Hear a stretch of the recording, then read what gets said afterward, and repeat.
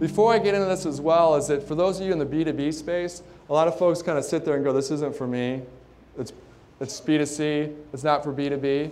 But it's almost even more applicable for B2B from a standpoint of now you can hear the conversation of your consumer's consumer.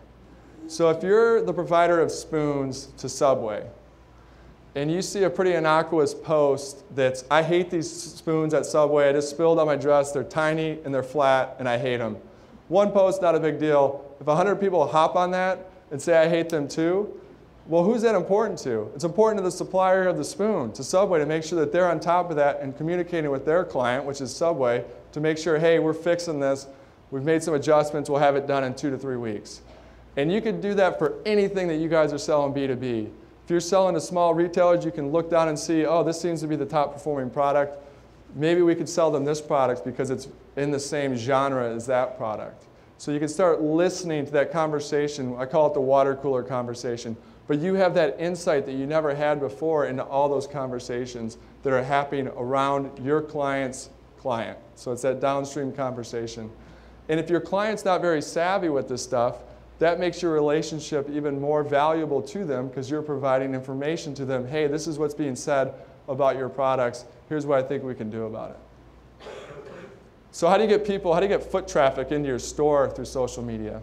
I think this is a great example from a cosmetic manufacturer. And what they did, Estee Lauder, is that they said, we will do a makeover, and then we'll shoot a picture of you for your Facebook profile or for your Twitter profile. So we give you this really cool picture that you can use throughout the web, wherever you may be with all your profiles.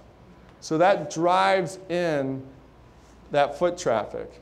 Because advertisers are changing from pure advertising to being more content providers and also party aggregators. So this is more of an example of party aggregation. Content example was the Live Mocha, where they're providing tools where you can learn languages.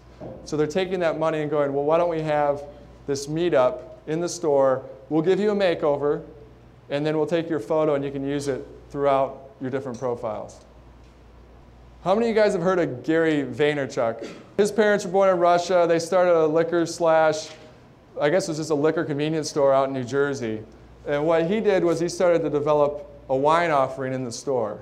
And they were selling a decent amount of business, $4 million. And what he did was he started to use social media tools, primarily his wine library TV offering.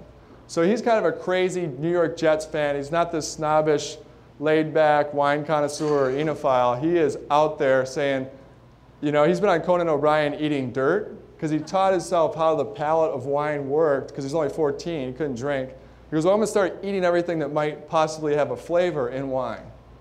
So he started eating all this random stuff, with the most outrageous being dirt. But anyways, he does this more, I'll call it obnoxious take on wine, but he got a huge following. So $4 million worth of sales. Again, this is a small store out of New Jersey. 50 million. Grows it to 50 million. And so this is the power of the stuff that you can do. Now, there's no magic pill. He'll tell you this is a lot of hard work. And a lot of it's that second layer of selling. And that second layer meaning, you saw the video that's, 2 million people have seen that video. But a lot of people don't know there's a book behind it. A lot of people don't know that I produced the video. So the second layer of selling is when I see on Twitter or on Facebook, but it's primarily on Twitter, hey, this is a great video, check it out. Then I can go in and say, hey, glad you liked the video. If you're interested in checking out the book, I'd love to know your thoughts. So it's a soft sell, right? And also they'll ping back and say, I didn't know there was a book, I just bought it, I'll definitely let you know my thoughts. Then when they're done reading it, they'll let me know their thoughts, and it might go, oh, that's great, thanks. I'll look for it on Amazon. They go, oh yeah, I'll post that on Amazon as well. So that's really the second layer. You gotta roll up your sleeves and get after it. So when people talk about ROI, that would be hard to see that ROI. I can see it because I'm very small, and I'm a small, quote unquote, business in that sense. But a big business wouldn't be able to see that. You need to be able to have that leap of faith and connect those dots. What I was talking with Will about is that if everything was easy to have that ROI, life wouldn't be very fun. It'd just be robots. You just go here, go plug it in. You'll know what your exact ROI is.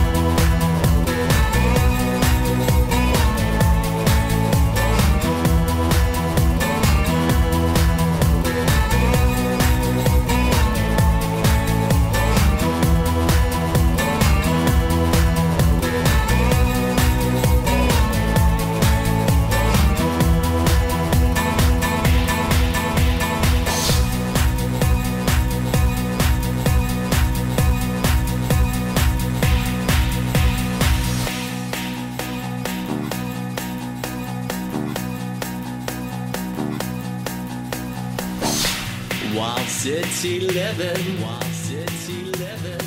it takes my breath away. But I'm not living the way I ought to be. Check it out, there's surely something missing. Got to move on before I hit the ground. I hear you calling, I see your beauty in my mind. A piece of heaven, a place where living is easy. Check it out, I still recall the feeling. I got to find me a way somehow.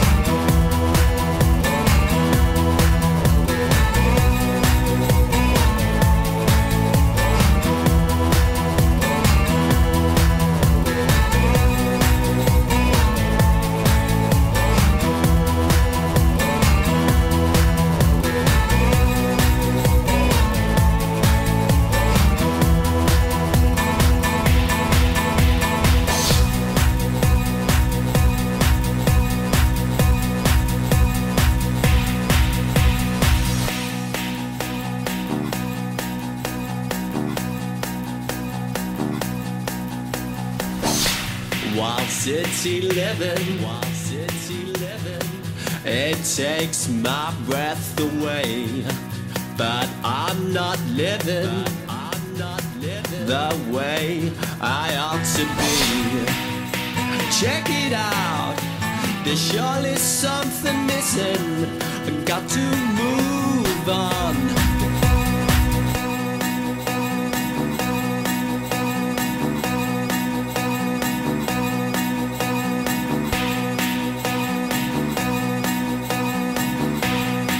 So what do successful companies do, both large and small? They act more like Dale Carnegie, less like David Ogilvy. Both amazing marketers during their time in the last century.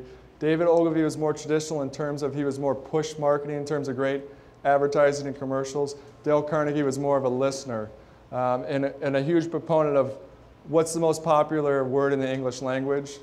Your own name. And so most successful companies in social media are acting like Dale Carnegie. Think about the 4 steps: listen, interact, react, and sell. And again, take the first step if you haven't. And it can be daunting, but definitely take that first step. If you've already taken the first step, then take it to the next level. And you're going to make mistakes. You're not going to be able to keep a track of all this stuff. I'm in this stuff 24/7, and I can't keep abreast of everything that's happening. So take that first step. Pick who you think has got the best chance for success.